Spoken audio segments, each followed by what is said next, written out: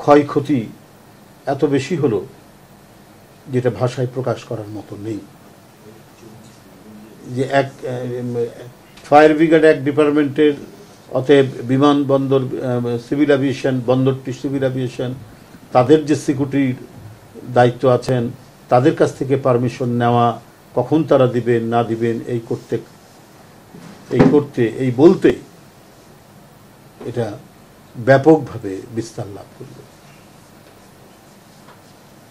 বাতাস প্রবাহিত হচ্ছিল, সেই বাতাসে আগুন আরও ছড়িয়ে পড়েছে এবং ধ্বংস প্রজ্বলন এমনভাবে হয়েছে, এটা নাশকতার একটা বড় ধরনের ঘটনা। এটা মানুষের মনে সন্দেহ দেখা দিয়েছে এবং মানুষ এটাকে একটা নাশকতার অংশ বলেই মনে করছে যে পরপর এই ঘটনা কিনা। আজকেও নাকি একটি লঞ্চে আগুন ধরেছে, তারপরে একটি ওষুধ কোম্পানিতে সেখানে আগুন ধরেছে।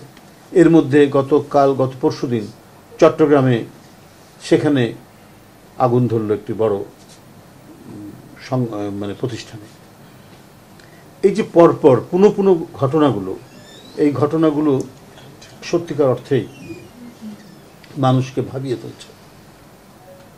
আমরা স্বাধীনতা যুদ্ধের পরে যখন দেশ স্বাধীন হলো, তখন আমাদের গড়ে ওঠা যে জুট মিলগুলো ছিল, যেটা ছিল তৎকালীন পূর্ব পাকিস্তান এবং আমাদের বাংলাদেশি যে জাতিসত্তা, এই জাতিসত্তার একটা অহংকার ছিল আমাদের সোনালী আঁশ পাট, এবং এই পাটকে কেন্দ্র করে, আমাদের এই কাঁচামালকে কেন্দ্র করে এত জুট মিল গড়ে উঠেছিল, যেটা ছিল আমাদের অহংকার, আমাদের গর্ব। সেটা একের পর এক আগুন লাগিয়ে ধ্বংস করে দেওয়া হলো। জুট মিল এবং জুটের যে এক্সপোর্ট, এটা চলে গেল অন্য একটি দেশে। অথচ পৃথিবীর সবচাইতে উৎকৃষ্ট পাট হতো এই বাংলাদেশে, এবং এটাকে কেন্দ্র করেই গড়ে ওঠা জুট মিলগুলো আমাদের ধ্বংস হয়ে গেল এবং এটা চলে গেল আরেক জায়গায়। তো এগুলো সব কিছু মিলিয়েই আজকে জনমনে বড় ধরনের সংশয় সন্দেহ দেখা দিচ্ছে যে কোনো পরিকল্পিত বিষয় আছে কিনা।